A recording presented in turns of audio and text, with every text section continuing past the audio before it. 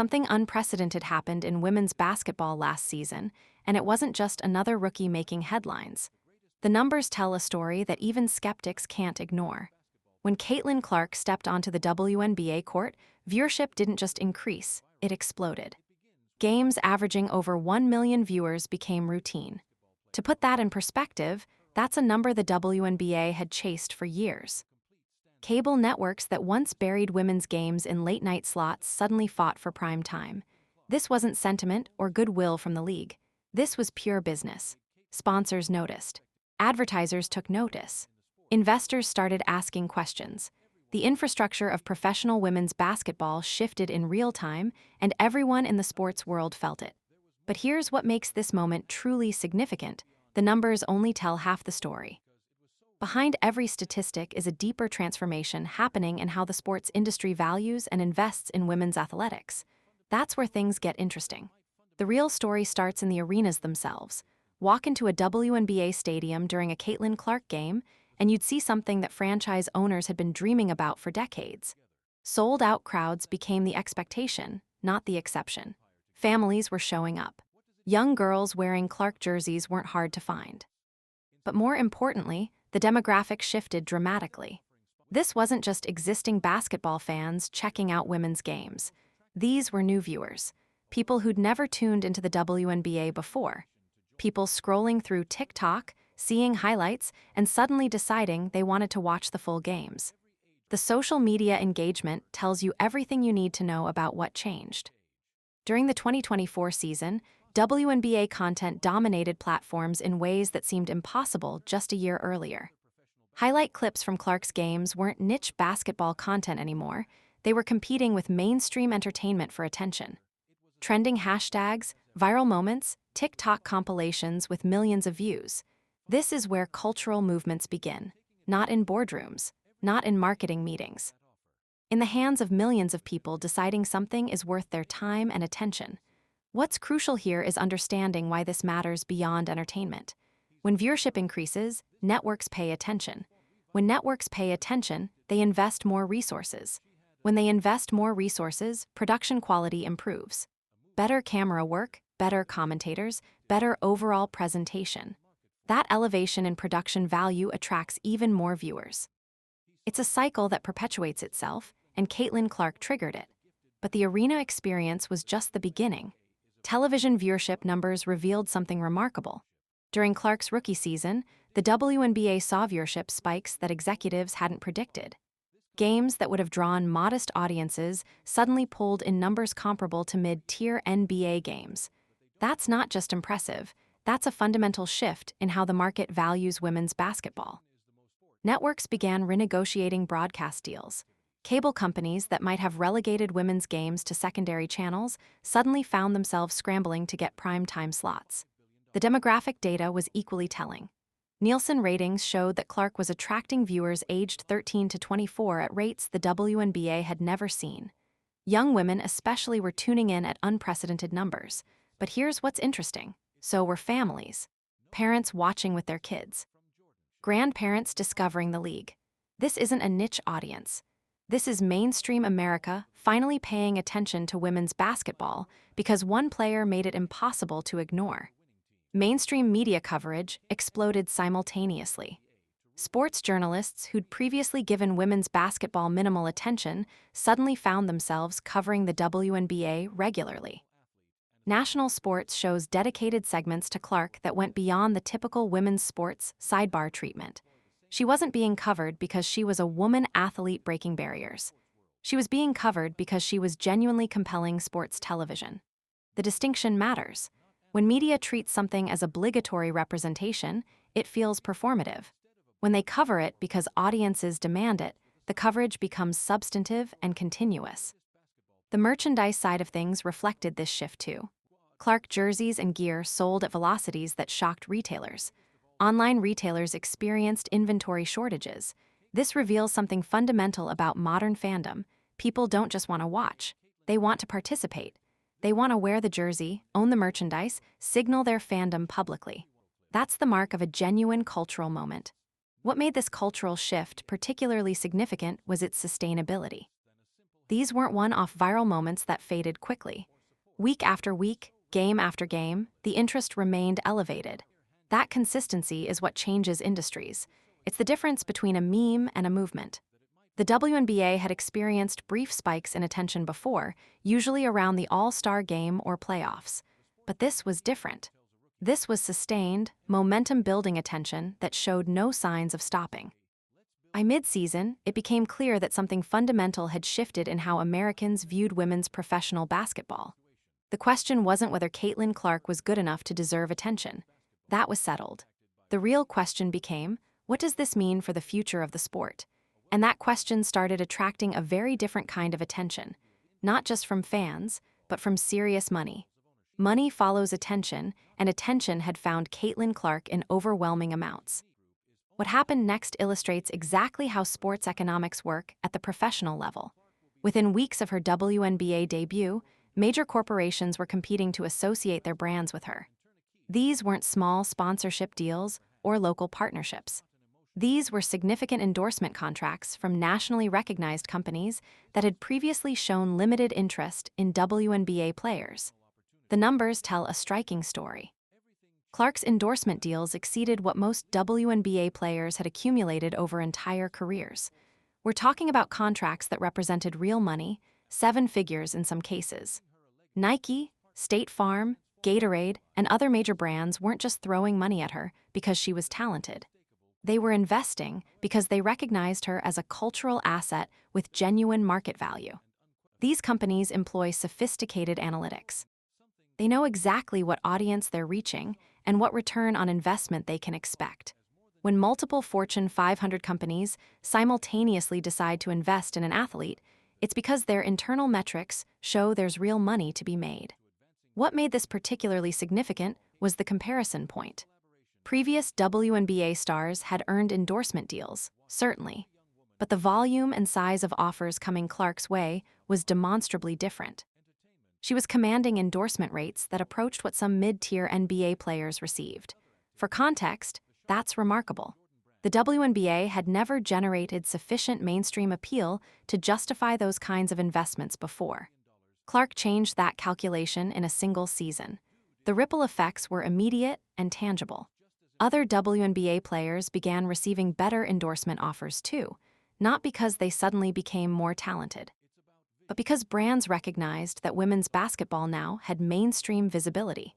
If you're a national brand looking to reach younger audiences, the WNBA suddenly became a relevant advertising platform. That expanded opportunity benefited the entire league. State Farm's partnership with Clark served as a particular case study. They didn't just sign her to a standard athlete endorsement deal. They built integrated marketing campaigns around her. Television commercials, social media content, point-of-sale advertising. This wasn't ancillary to their marketing strategy. This was central to how they were reaching young audiences. That commitment level reveals something crucial. Major corporations now viewed women's basketball as a legitimate channel for reaching their target demographics. Nike's involvement deserves specific attention because of the broader implications. Nike has unparalleled expertise in athlete branding. They didn't build their empire by randomly sponsoring athletes. They identified generational talents and build comprehensive brand ecosystems around them. When Nike invested significantly in Caitlin Clark, they were making a statement about how they view her long-term market potential. That's not a one-year commitment. That's a foundation for building a multi-year, multi-platform brand relationship. The shoe game became particularly interesting. Athletic shoe companies compete fiercely for athlete endorsements because footwear is where they capture real revenue. A signature shoe line can generate hundreds of millions in sales if the athlete is popular enough. Clark's signature potential became immediately apparent. Retailers started asking questions about potential signature shoe lines. That conversation only happens when a company believes an athlete can move significant volume. What's crucial to understand is that these endorsement deals existed in a market context. Companies weren't overpaying out of sentiment. They were investing because their market research showed that Caitlin Clark had mainstream appeal that could be monetized. That's how professional sports economics actually work. Sentiment doesn't drive these decisions. Profit potential does. The endorsement landscape also revealed something about women's sports economics historically. For years, the WNBA had been underfunded, not because women couldn't play excellent basketball, but because the market hadn't perceived it as commercially viable. That perception changed overnight once viewership and engagement numbers proved otherwise. Suddenly, what had seemed commercially questionable became obviously profitable. That's how markets work. The opportunity was always there. It took one player generating sufficient attention to reveal it. This endorsement surge also had psychological significance. Young female athletes saw Clark receiving legitimate sponsorship deals comparable to elite athletes in more established sports. That changes how ambitious young women envision their futures in athletics. It's no longer theoretical that women's basketball could be a commercially viable path to genuine wealth and influence. Caitlin Clark proved it was real.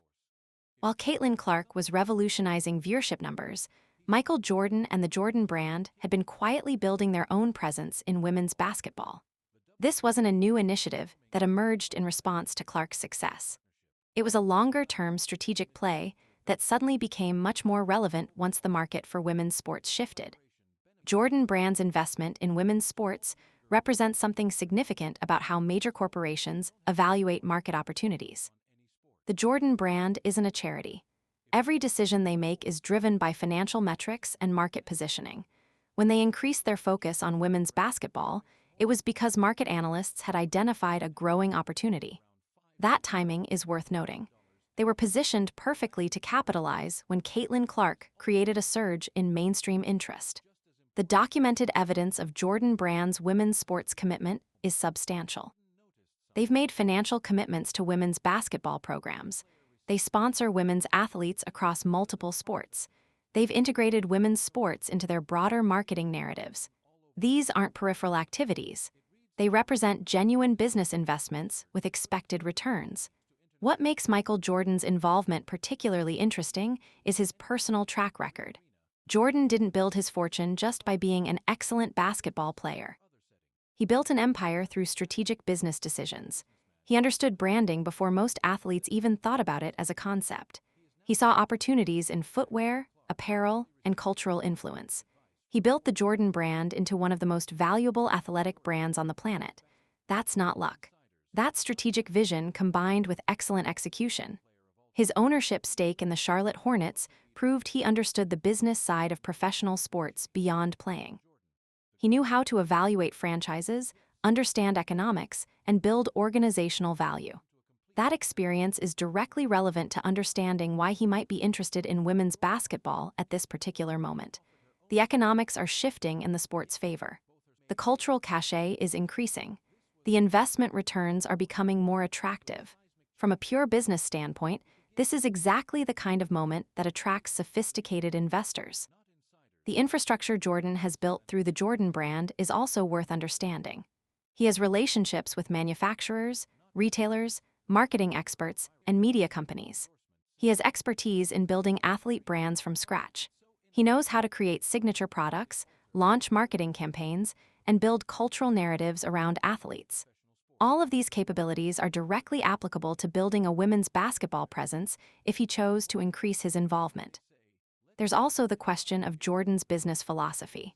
Throughout his career, he's shown an ability to identify emerging opportunities before they become obvious. He got into the sneaker business when that wasn't a primary focus for most athletes. He invested in team ownership when that was still relatively novel for players. He's consistently positioned himself at the intersection of business opportunity and cultural relevance. That pattern suggests he's paying close attention to what's happening in women's sports right now.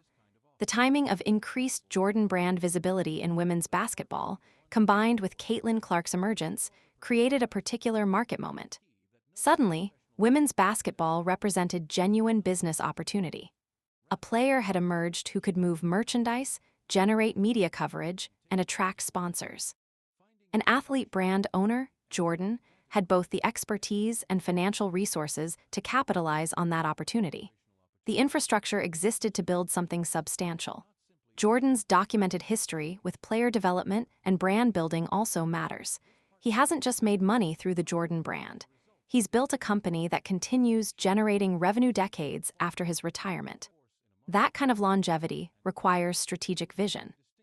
If Jordan were to involve himself more directly in women's basketball, he would likely approach it the same way, with long-term thinking about building sustainable business value.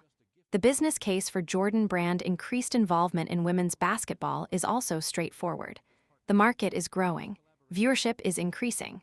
Sponsorship dollars are becoming available. Merchandise is selling. These are the conditions that justify increased investment. From a purely economic standpoint, it makes sense for established athletic brands to strengthen their presence in women's basketball now, rather than waiting until the market matures and entry becomes more expensive. What we know factually is that Jordan Brand has increased its presence in women's sports. We also know that Caitlin Clark has created unprecedented market interest in women's basketball. The question of how directly involved Jordan himself might become in leveraging these circumstances is where speculation begins. Understanding why major investment capital suddenly cares about women's basketball requires looking at the fundamental economics of professional sports. For decades, the WNBA operated in a peculiar market position. The product was excellent. The athletes were elite. But the market for women's professional basketball remained relatively small compared to the NBA or other major sports leagues. That changed when Caitlin Clark arrived because the fundamental economic metrics shifted. Viewership increased, which means advertising rates could increase. Sponsorship interest grew, which means more revenue sources. Merchandise sales increased, which creates another revenue stream. These aren't abstract economic concepts. These are direct revenue drivers that make professional sports franchises more valuable. WNBA franchise valuations had been relatively stagnant for years. The league struggled to attract billionaire owners because the financial returns didn't justify the investment at the scale available to ultra-wealthy individuals. That calculation changed once viewership numbers proved there was mainstream market demand for women's basketball. Suddenly, WNBA franchises became more valuable properties. If you own a WNBA franchise, your asset just appreciated because the market for women's basketball expanded. The media rights negotiations provide a concrete example. When the WNBA negotiates broadcast rights with networks, those negotiations are driven by audience metrics. Networks pay more for content that reaches larger audiences and commands higher advertising rates. As WNBA viewership increased, the value of broadcasting rights increased. That directly translates to more money flowing to the league and franchises. That's real economic impact that justifies real investment. Corporate sponsorship spending in women's sports has grown substantially, but it wasn't inevitable. Companies make sponsorship decisions based on return on investment analysis. They evaluate how many people will see their advertising, what that audience's demographic profile looks like, and what conversion rates they can expect. When Caitlin Clark's emergence demonstrated that women's basketball could command mainstream attention, the sponsorship calculus changed. Suddenly, women's basketball represented a legitimate advertising platform with measurable reach and valuable demographics. The infrastructure investment required to support increased women's basketball viewership also matters economically. Better broadcast production requires more cameras, more technicians, more expertise. Larger venues require better facilities. Growing fan bases require better customer service infrastructure. All of these investments require capital, which means money flowing through the economy to support women's basketball at a higher level. That's not just about the sport.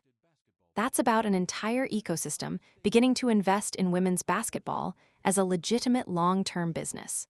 The merchandise market provides another concrete example of economic impact. When Caitlin Clark jerseys sell out, that means apparel companies are generating revenue. When signature shoe lines become viable, that means footwear companies are investing in production and marketing. These aren't theoretical economic impacts. These are real dollars flowing into manufacturing, distribution, and retail. That money multiplies through the economy as companies hire more workers, expand facilities, and invest in inventory. What makes this moment particularly significant economically is the scale of opportunity. The U.S. sports market is enormous. If women's basketball can capture even a modest percentage of sports spending that currently flows to men's sports, the total revenue potential is substantial. That's not fantasy. That's straightforward market math. A market worth billions of dollars just opened up.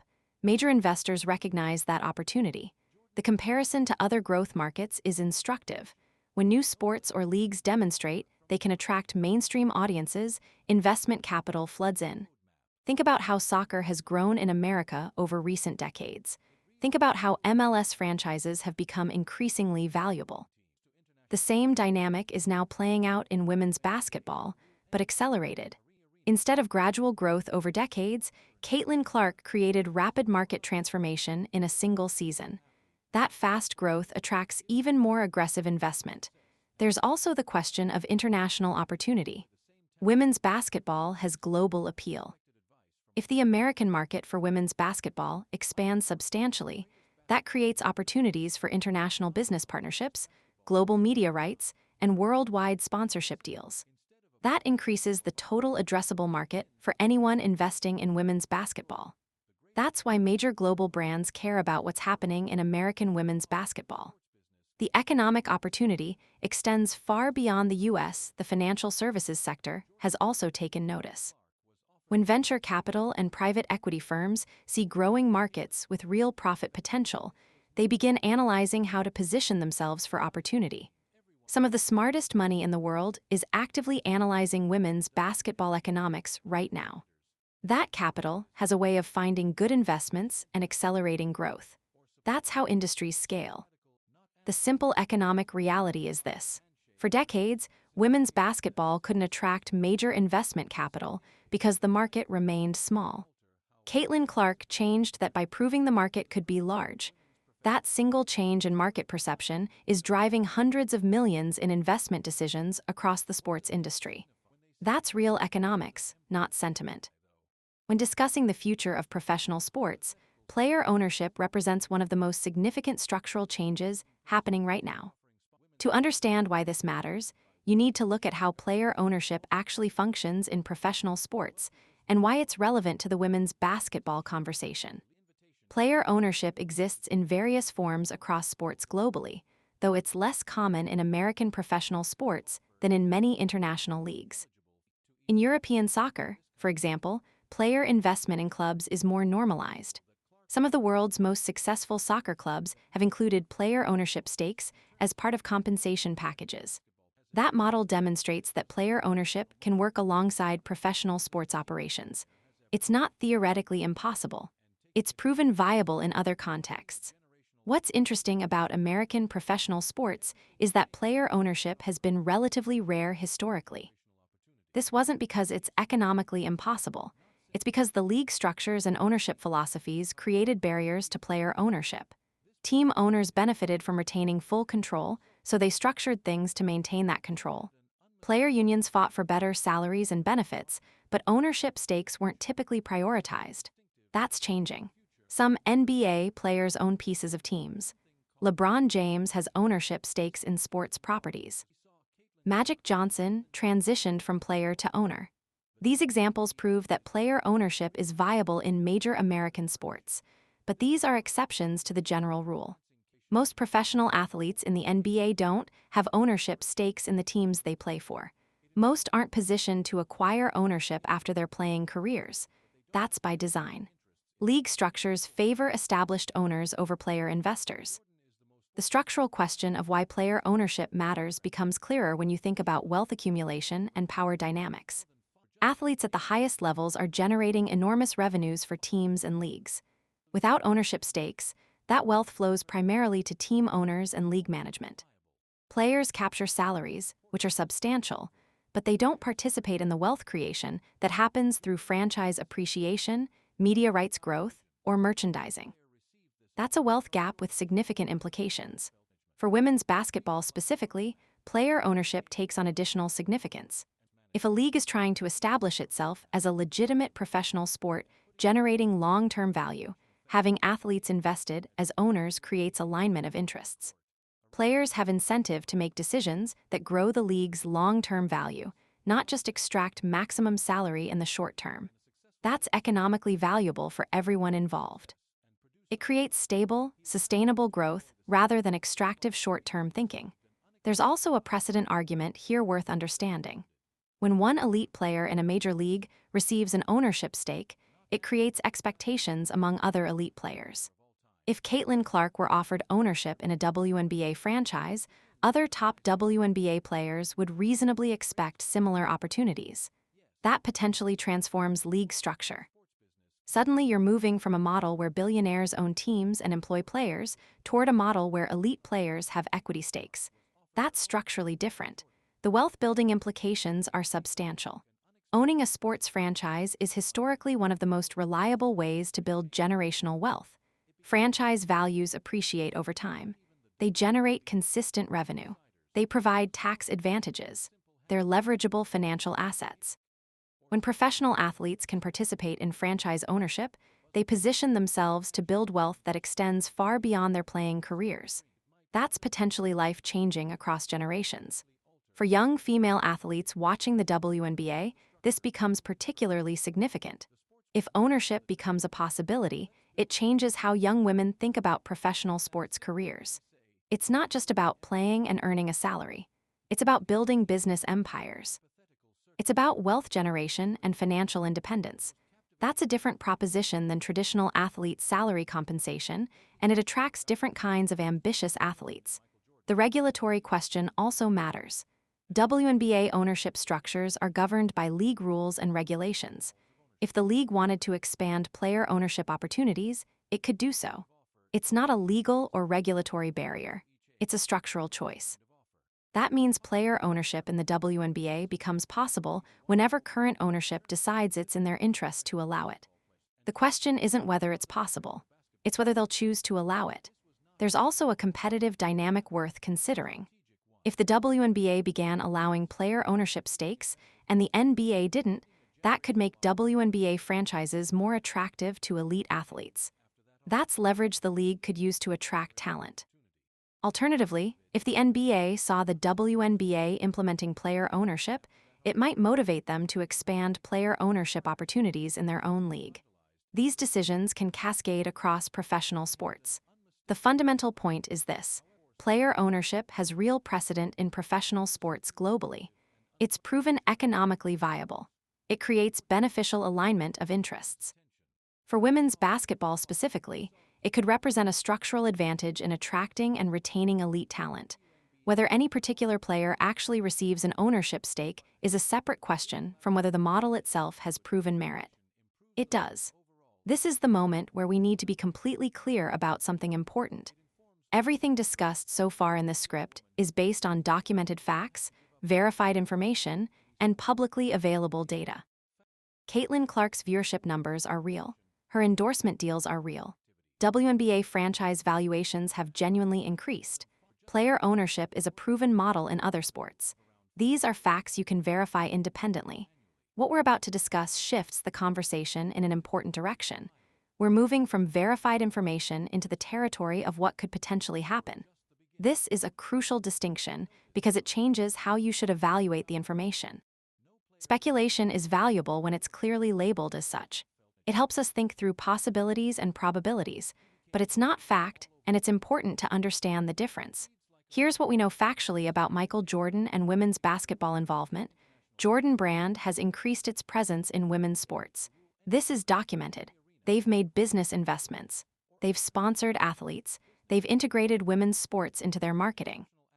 These are verified facts you can research and confirm. Jordan himself has made public statements about recognizing women's sports opportunities. That's documented. So the foundation of Jordan's business interest in women's sports is real. Here's what we don't know.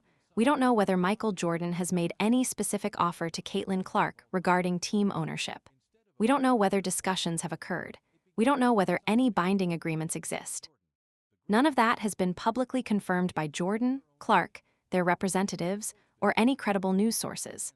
When you see headlines claiming otherwise, you're reading speculation presented as fact.